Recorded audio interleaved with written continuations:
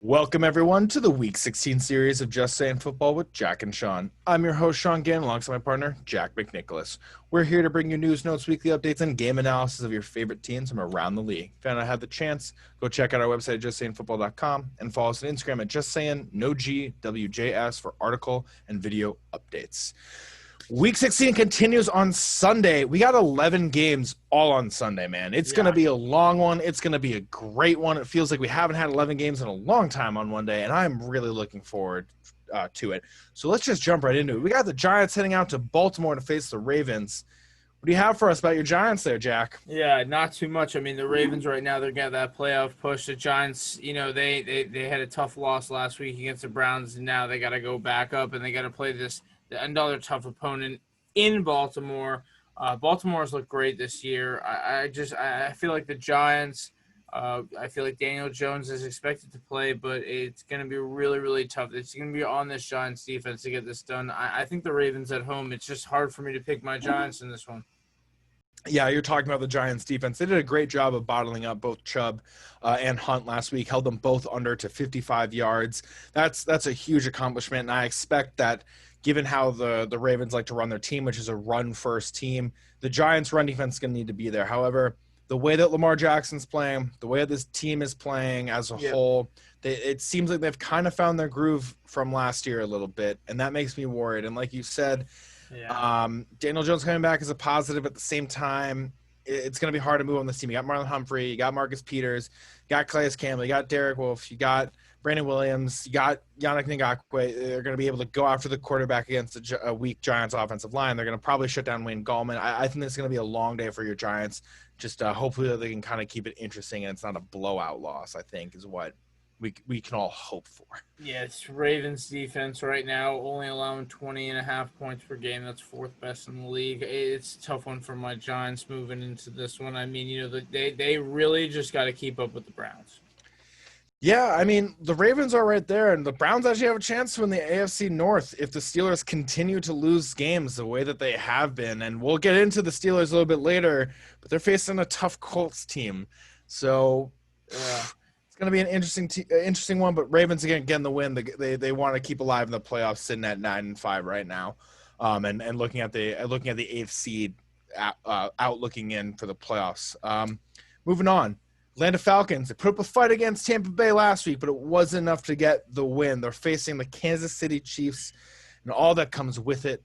What do you got for us in that one? Any chance for the Falcons here? Oh, man, I mean, it's tough. I'm looking for a big shootout. We've obviously seen Matt Ryan and Patrick Mahomes air the ball out this year. It's going to be a big one. Tyreek Hill, Travis Kelce playing at the top of their game right now. And Mahomes leading the league right now with a 318.7 per game. It's just going to be crazy. With the Steelers' loss on Monday, the Chiefs are just that much closer to the playoffs going through Arrowhead Stadium. Yeah, I just don't see anyone beating the Chiefs, at least for the remainder of the regular season.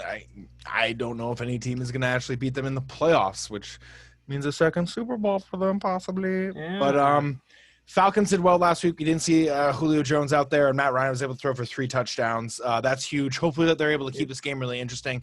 The way that the Chiefs are playing football, though, even though they don't have Clyde Edwards-Helaire this week and probably for the remainder of the regular season, Bell was able to pick up the slack and have a good game last week, and I expect them to trust what he can do in the ground game, trust what he can do in the receiving game. And again, you have Patrick Mahomes at quarterback. You have Tyreek Hill as a weapon. You have Travis Kelce as a weapon. You even have Sammy Watkins and Demarcus Robinson. So you got a lot of opportunity here. I don't see how the Falcons, 31st ranked pass defense is going to be able to slow this down. Julio Jones is expected to be in. That could make this game always a little bit more interesting, a little bit more high scoring. But no one's going to be slowing down the Chiefs anytime soon right now. Yeah, I mean, the Chiefs' 8th best defense in points per game right now could slow down the Falcons' offense, which could be the Falcons' only chance at winning this game. In Arrowhead right now, I am going to go with the Chiefs on that one. Yep, gotta love it. All right, moving on. Cleveland Browns taking on another New York team. This time, it's the Jets. The Jets just won a game. They got to win in the column, my man. However, it may have just cost them Trevor Lawrence. Yeah. Which is it's so weird when you're so happy for a team to win, but it costs them so much. It feels like. What do you got for us in this one with the Browns taking on the Jets? I mean, man, we love the draft, and we were expecting all year Jets, Trevor Lawrence, and last week, they had 74% chance of getting the first overall pick. This week, it's under 30. Jacksonville now has 72% chance of getting the first overall pick. I am looking for the Jets to just understand the fact where they are right now. They're gonna maybe have the second overall pick. I do not see this as a favorable matchup the way that Baker has been playing. We were hating on him early in the year. Weeks 8 to 10, Baker had no touchdowns, no picks, all bad weather games. Since then, weeks 12 through 15, the guy's got a 10 through 1. We saw him tear the Giants up. We saw him tear the Titans up a couple weeks ago. He did really well against the Ravens team also, by the way. I just want to throw it out there. They lost that game, but Mayfield was there for that game. He was playing a really, really clean game. I'm so sorry to interrupt, though. You're about to give your game pick. No, absolutely. No, I'm going with the Browns in this one. No one needs it, right? You're absolutely correct. The Ravens game there as well. The fact that he can play against heavy divisional competition, I'm going to have to go with Baker in this one. The fact that the Jets haven't been able to score, the fact that they've allowed so much. I mean, they're allowing they're allowing 392.7 yards per game right now. That's fourth worst in the league. In pass, they're second worst in the league. It's bad. They're allowing almost 30 points a game. It's tough. And this Cleveland Browns offense, they are trying to use this favorable matchup to go into the Steelers, as we mentioned. Yeah, I mean, look, you're Cleveland Browns. You got a chance to win the AFC North. It's your first 10-win season in over 2 decades. Look, Baker Mayfield got his first win against the Jets in his career. He beat the Jets last year with OBJ off a huge slant route. I expect them to beat the Jets again. If you're the Jets right now, you kind of don't want to win anymore. You got your one. It may have just costed you something big. You don't want to win anymore. I know that sounds weird because they are professional players. Of course, they want to win. This is their profession. That's what they've been working for their entire life. Yeah. You got to think about the future of this organization. Is it going to be Sam Darnold? Is it going to be Adam Gase? Are you looking for that first overall pick? Do you want Trevor Lawrence? Then your best chance is to lose this game. On top of that, the Browns are playing really well. Chubb and Hunt didn't have a great game last week. I expect that to change. Although the Jets' one bright spot on their defense has been their running defense. They're 14th, only around 113 yards a game, and that's a bright spot. I just think that Hunt and Chubb will be too much, and then Jarvis will be able to do enough on the receiving end along with Austin Hooper and Donovan Peoples-Jones. And the Jets are looking right now for the draft. That's what I think. My one question for you. Is Jarvis by himself going to get the most receiving yards in this game versus the entire Jets receiving core, or do we think one of them could possibly beat him out? I honestly, the way that Jamison Crowder looked the other day, man, four targets, 2 receptions. This guy is, I always say every week that he is Sam Darnold's guy. Jarvis Landry is Baker Mayfield's guy. This year with OBJ out, Baker Mayfield has looked to Jarvis Landry in big moments, and I'm expecting over 150 this week from Jarvis Landry. Not a hot take. Big opportunity for him. I've been big on him. I messed up trading him away in fantasy this year. This guy is legit, and these Browns are also legit. Got it. Browns are definitely legit. I mean, 10 wins speaks for itself. They got a chance to make a deep playoff run. Yeah. I know everyone in Cleveland is definitely rooting for them to do so. It's very windy in here. Let me just close that really quick. Moving on. We got the Bears heading off to take the Jacksonville Jaguars, another 1-win team. What do you got for us in that one, Jack? Yeah, I was talking about the Jaguars' opportunity to get that number 1 pick. I mean, this Bears team, since Mitch Trubisky has taken over, has looked good, but we've also talked about how Jacksonville can win close games. If Jacksonville is going out there to play this week and they actually beat Chicago, they could cost themselves that first overall pick. However, the Bears, they beat Minnesota last week, sorry to say, but they are now back in the playoff hunt a little bit in that NFC, that tight race. They're going to have to win this game. If they don't win this game, there's no chance at playoffs, and they don't deserve the playoffs if they lose this game. But I'm expecting a big one from Khalil Mack, at least 2 sacks. Yeah, I'm gonna I gotta agree with you. I think right now, if you're Jacksonville, you just got a blessing when the Jets won that last game, Yep. and you're sitting there thinking, okay, well now we got a chance to get Trevor Lawrence. Even if they're close to it in this game, this Bears defense has been phenomenal the past couple weeks. They are really, really stepping up. David Montgomery has rise to the occasion at 32 carries, 146 yards, and 2 touchdowns against my Vikings last week. The Jaguars rush defense is 30th. I expect Montgomery to continue to build on these good games he's been having. I think that Mitchell Trubisky's moving the ball just enough for them to find ways to score and find outlets and just get the ball moving downfield more so than Nick Foles is able to do, which is all beneficial. You pair them with that defense against a very, very weak Jacksonville team. It's just a recipe for a win for Chicago. And also, one thing I want to highlight, Allen Robinson was formerly a Jaguar and was put on the map, then tore his ACL, and they decided to let him go. And I believe since that day, they've been regretting that. And I expect Allen Robinson to come in and have a huge game and say, Jacksonville, this is what you're missing in person. You've been seeing it all season, and now you're going to have to deal with what it is that I can do, which is score the ball, make amazing catches, and be the wide receiver one for a team. Yeah, we've been saying all year since week one, first episode, you got to pay this man, Allen Robinson. He is on a revenge tour, and he is on a revenge game this week. And what do we love more than a good revenge game, you know?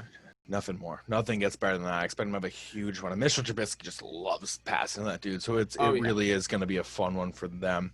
Moving on, Cincinnati Bengals just beat the Steelers. They clearly wanted it more than them last week on Monday Night Football.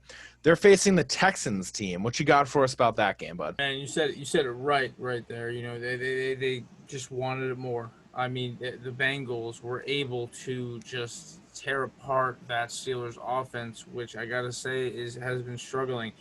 But they do have a challenge this week with Deshaun Watson. Deshaun Watson right now, you know, the Texans, you know, they look pretty solid, you know, third highest passing offense right now, but their real weak point is their rushing, dead last in rushing yards per game. Yeah, Deshaun Watson is elite. I don't know. I wish he wasn't on this Texans team, or at least wish that Bill O'Brien did not decide that DeAndre Hopkins was not worth the first-round pick, number one, and execute the trade that he did. He is, I think the statistic was today on the NFL Network, the only player in NFL history to have 10 losses, but still over a 110 QBR. Wow. This is how well this guy is playing. He's just been carrying this team whenever possible. I feel my heart is out for Deshaun. He needs to be on a better team. It's going to be hard now that he signed a big contract. I am, however, going to take the Bengals in this one. I actually really like what they did last week against the Steelers. They came out there and they wanted it more. I think that they can do that week in, week out. Finley also surprised. He made a few big throws here and there, and his running ability really, really shined throughout that entire game, especially on that read option play that he got a touchdown in. Yeah. I think that the Bengals have a little bit more offensively in their playmakers, a little bit more defensively in their playmakers. That's just going to give them the edge against this Texans team. Yeah, I think the Texans actually take this one at home. I think that they have had a couple of losses recently where they were really, really close. This Bengals team, to me, is a vulnerable team.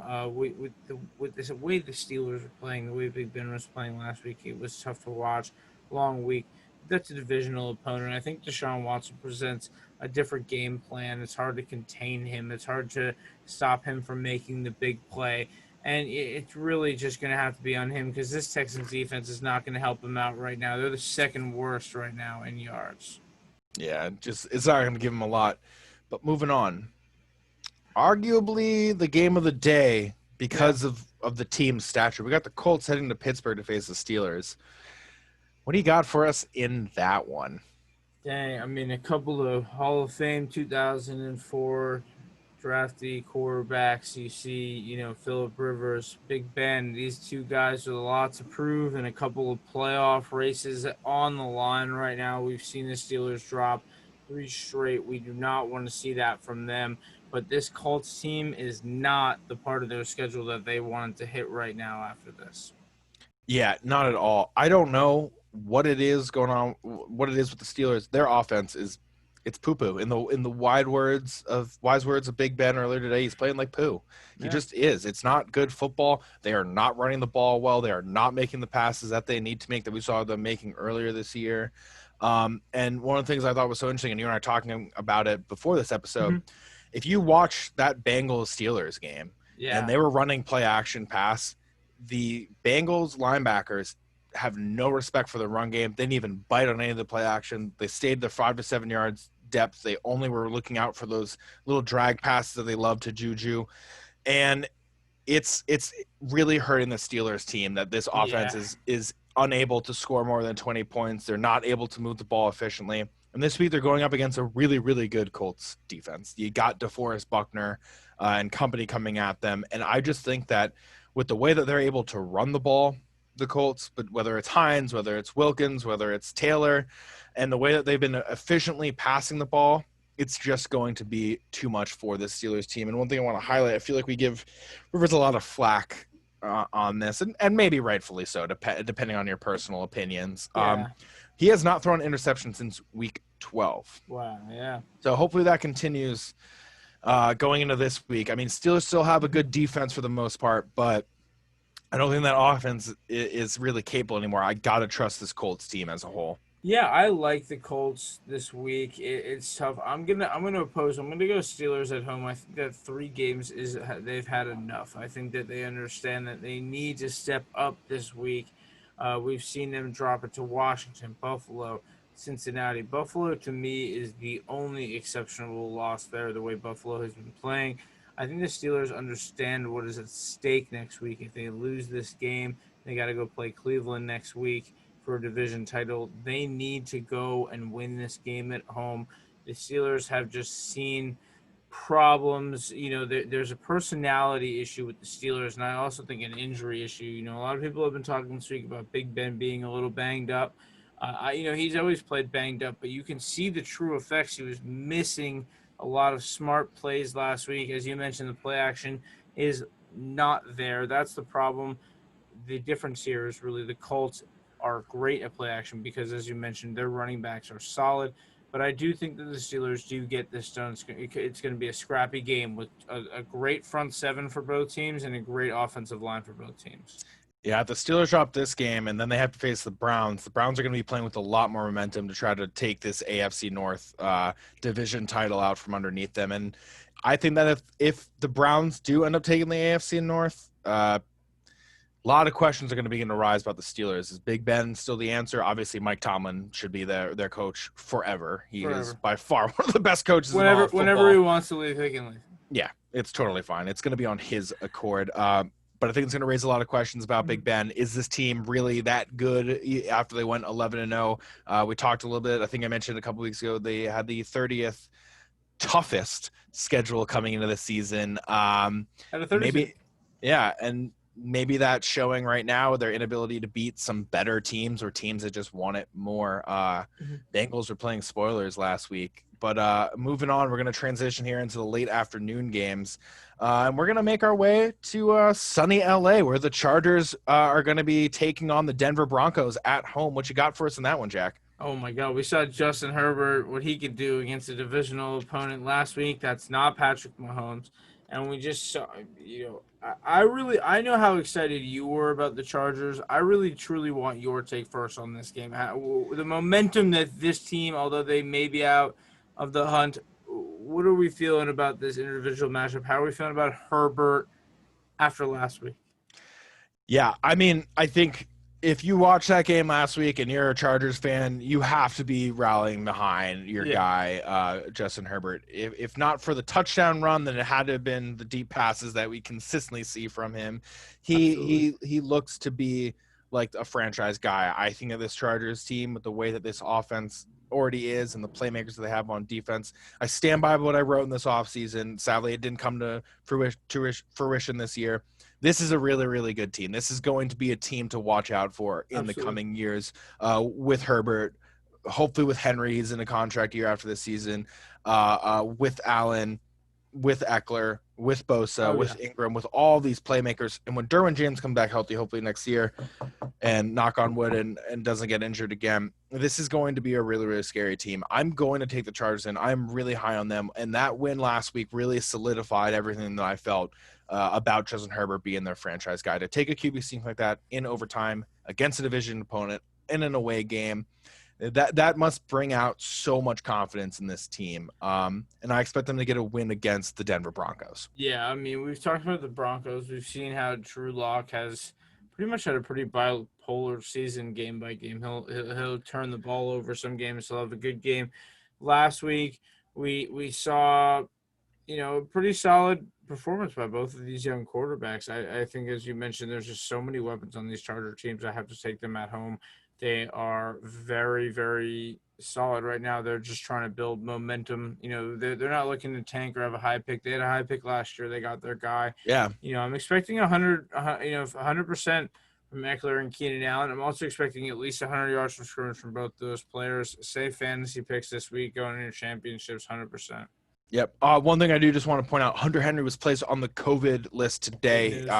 He tested positive. He will not be in. So if you have him in your fantasy lineup, like I do, and I just had to change, I'm lucky enough I have Robert Tonyan in one league and TJ Hawkinson in another league. But if you haven't changed out Hunter Henry, make sure you do so now. He is on the COVID list. That could also be a big hindrance to this team because Herbert did look to him a lot last week in the win against the Raiders. And if you don't have either of those guys, I just want to say you should go get Jared Cook this week. Totally solid option for the next 2 weeks for your championships. Yeah, he's playing the Vikings. I mean, they're not a good defense. To mean. Moving on. NFC West Showdown. This is a big game. This could actually be the game that determines the winner of the NFC West. Oh, yeah. It will also win for either one of these teams there in the playoffs. LA Rams going to Seattle, taking on the Seahawks. What you got for us in this one? I mean, wow. I mean, what happened last time these two faced off, really, they were week 10, and right now the Rams have the chance. You were talking about it all week, the fact that they're able to sweep the division here. I'm looking again for that DK Metcalf and Jalen Ramsey, just one-on-one battle. Oh, yeah, that was so much fun earlier this year. It should be a really, really great one coming into this week. I'm gonna go with the Rams, and for me, this defense is fantastic. First in total yards, first in passing yards, second in rush, and third in points allowed. Top 5 in everything, top 3 in everything. This is really what you want to see this in week 16, about to be into the playoffs. In a tough NFC division where you could be facing the Packers, you could be facing the Saints, you could be facing the Seahawks again, possibly the Cardinals. I think the Rams are going to get done. They just lost to the Jets. I think that was a very embarrassing loss for them. McVay said it was humbling, and I think that it was more than humbling. I think they were a little embarrassed. No one saw that coming. We even kind of went on the show and we're like, it's the Jets. How are they going to possibly win the game? And look, they're pro players for a reason. And last week the Jets were the better team. I think that the Rams are going to show up in this game and really try to get a statement win. If they beat the Seahawks this week, they've swept them for the year. And then if they lose next week, even if the Seahawks win, they will have that tiebreaker. They will be the division leader, and they will definitely be in the playoffs, possibly sitting in that, third seed, which could be huge just for the playoffs and what that means with only one team getting the home field advantage. Yeah, I mean, and LA has taken the last 4 out of the 5 matchups. Obviously, they play Seattle twice a year, being in the same division, but they have had their number the last couple of games. And the Seahawks defense right now, you mentioned that Rams defense about the fact they're top 3 in almost every major category. The Seahawks defense is the absolute opposite. They are the worst pass defense. And when you have the worst pass defense, the last 2 guys that you want pulling up your stadium are Cooper Kupp and Robert Woods. And honestly, I'm expecting big things from them this week. I think McVay, as you mentioned, is going to change the playbook. He's humbled. He's going to try to get back to giving Cam Akers the ball, to giving Kupp some goal line targets, giving Woods those big play opportunities. This is going to be a super exciting one. I am going to take the Seahawks, though. I had to think there for a second. Interesting. You know why I had to think? Because I don't want to bet against Russ. He wants a Christmas present and he wants it to be the NFC West. I don't know. I think Jamal Adams wants this win more than anyone. My man just wants to be in the playoffs For the first time. for the first time in his young career. I mean, either one of these teams can win in this matchup. I think the Rams, you just gotta you want to get a win after a loss to the Jets right now. So moving on, NFC East Showdown. Maybe the best game of the day with the Philadelphia Eagles taking on the Dallas Cowboys. Probably not.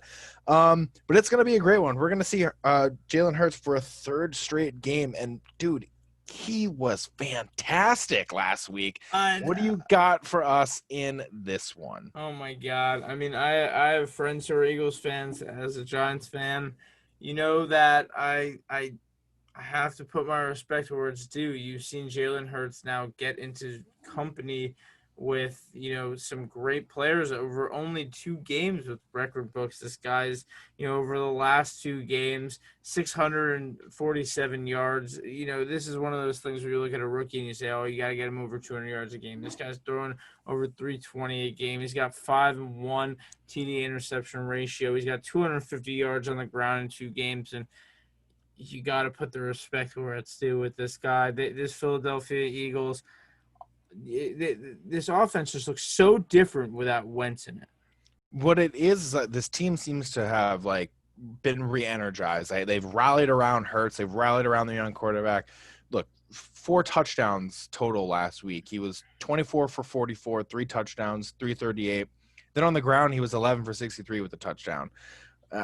He's just given this team something to play for, and he looks like he's able to run the system better. Yeah, he really does. I mean, Doug Peterson's a good coach, but is he going to be able to outcoach Dallas this week?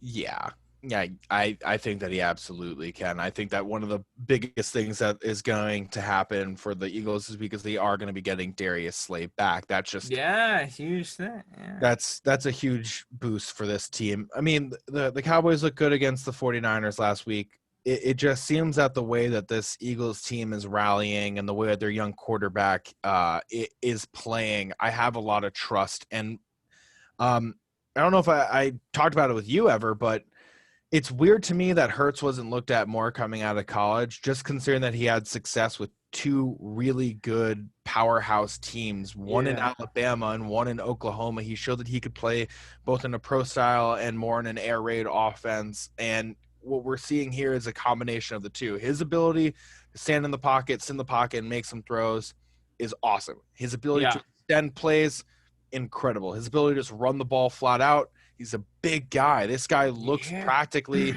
like a running back if you were to just look at his size. He's 6'1", 222.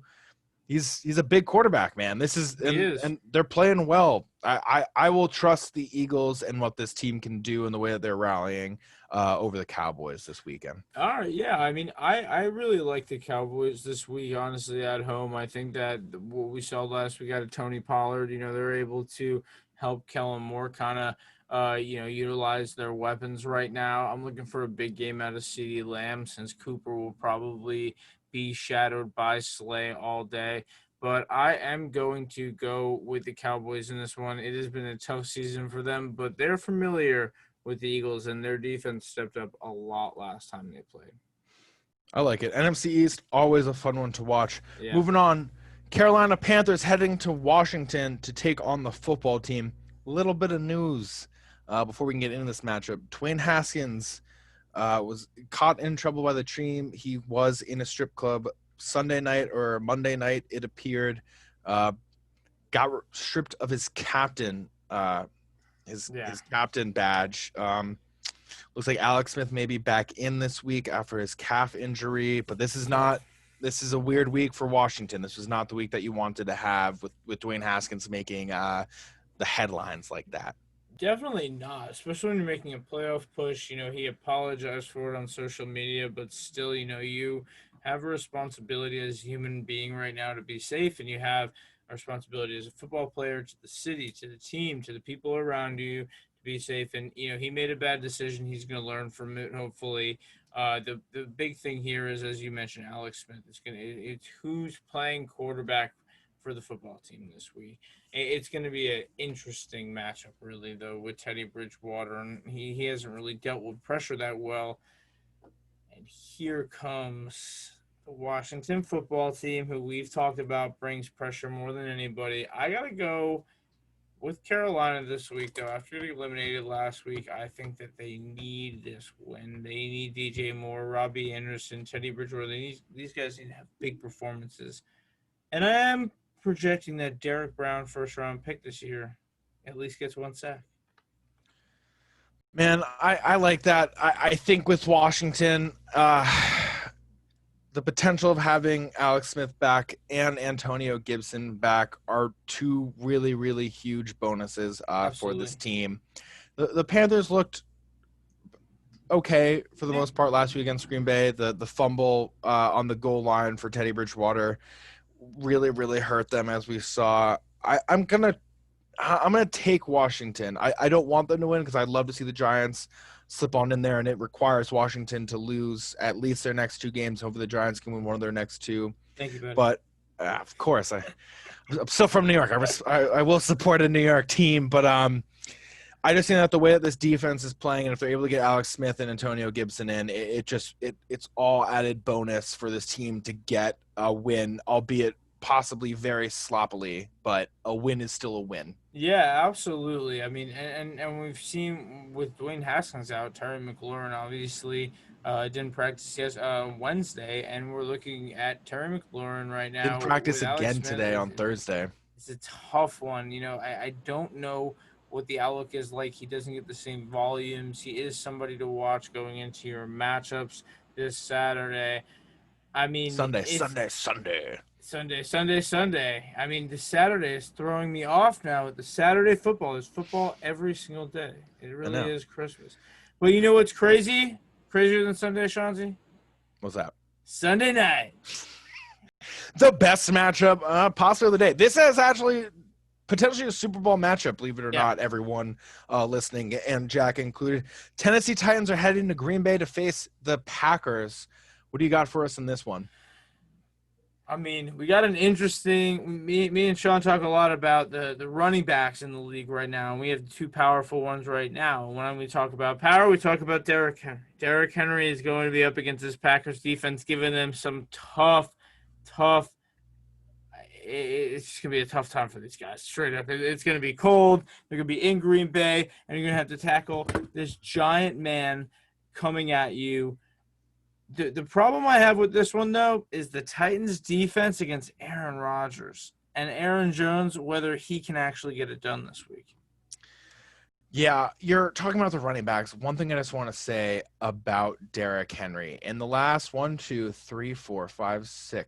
6 weeks, he has only rushed for under 100 yards once when he had 60 yards against Cleveland in a loss. Outside of that, week 10, 19 for 103. Week 11, 28 for 133.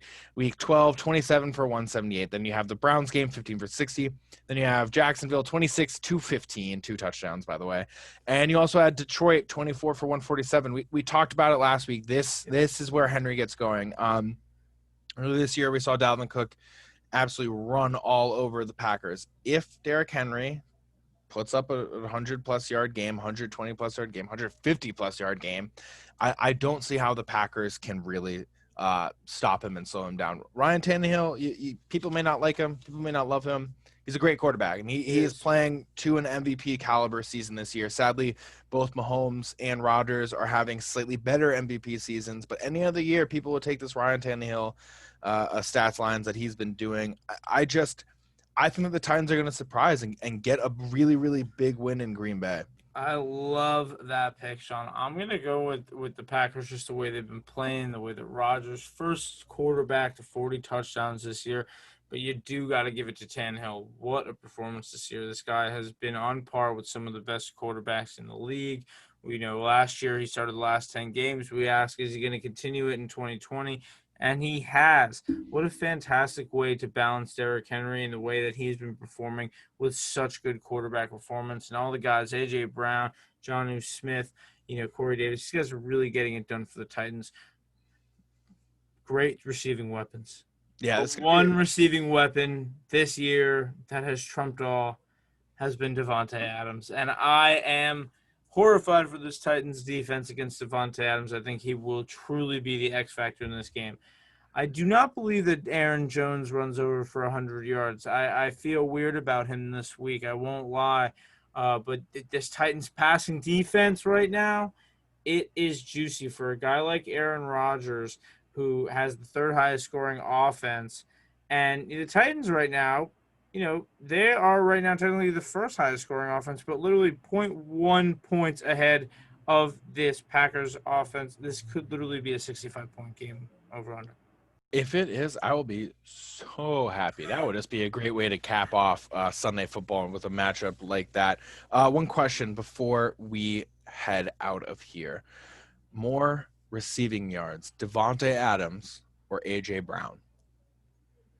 I'm gonna go with Davante Adams. I'm sticking with my guns on that one. But however, A.J. Brown this week, he will be matched up with Jair Alexander, and we've talked big about him this week, about this whole year actually, about Jair Alexander and what a threat he is. But if A.J. Brown, do you think for a second that guy is not going to get 100 yards this week?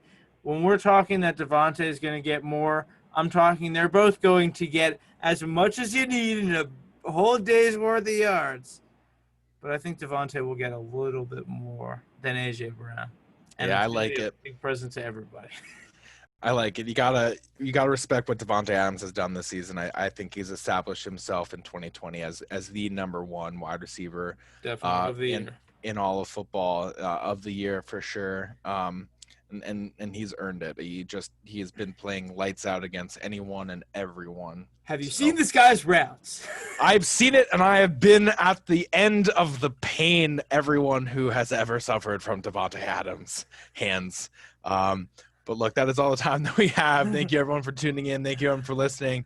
We hope you enjoy a really, really great Sunday game of football. It's going to be a lot of fun. This Sunday night matchup is a great way to cap it off. Yeah, a whole lot of action this week. 4 straight days of football. Gotta love it. We got 3 straight episodes for you guys. All our game picks analysis. Check it out. JustSayingFootball.com. Just Saying Football on YouTube. Just Saying No GWJS on Instagram. Check it out. Have a great Christmas. Have a happy holidays. Enjoy the Sunday. Have a good one.